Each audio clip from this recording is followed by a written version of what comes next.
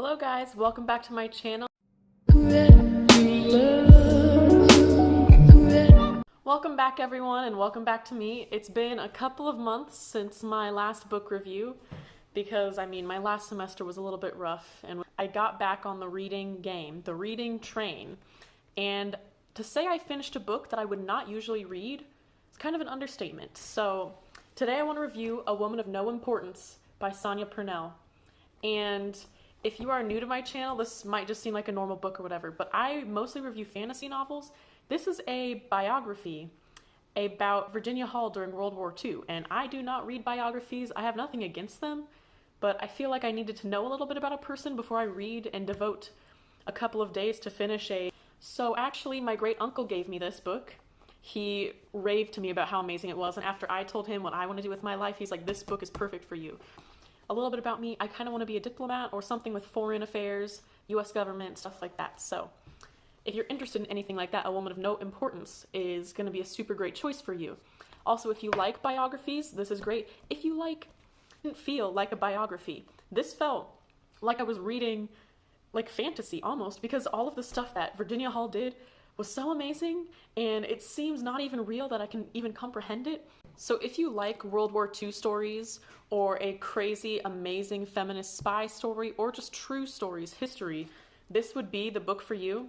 On Amazon, I got it about $18. Pretty good. It's 300 something pages. It's got a couple pictures here in the middle. The story follows Virginia Hall. Well, I guess it's her life, yes. And she is disabled, a woman in the times of World War II, and she loves France. She loves the French countryside, and when France was being taken over by Germany, she couldn't just sit around and do nothing. Even though she was looked down upon for being disabled, and especially for being a woman, she became a spy, and one of the greatest spies in the entire World War. She saved so many people. She broke people out of jail.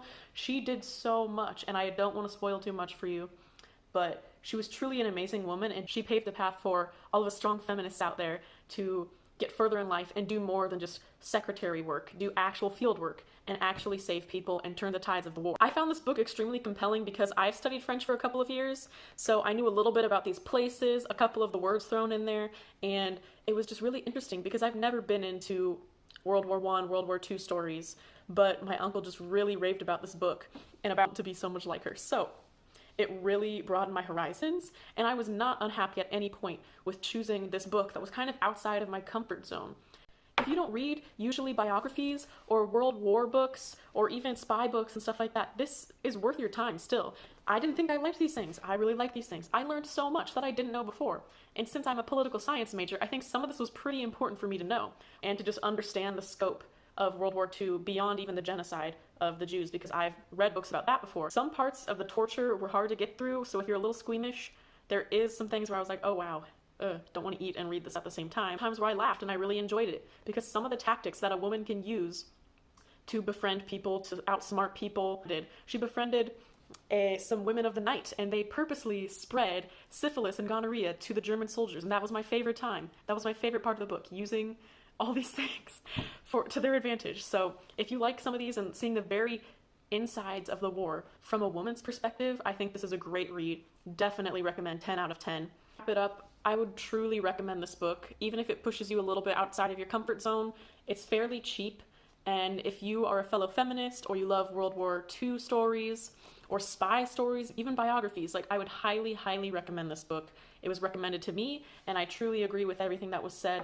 And this woman, she overcame disabilities, she overcame language barriers, she overcame being a woman when there was no other woman. She overcame so many terrible things, and just to hear the story of how you can have the whole world against you and still come out on top and help others while you're at it, really inspiring. So I'd recommend this book 10 out of 10.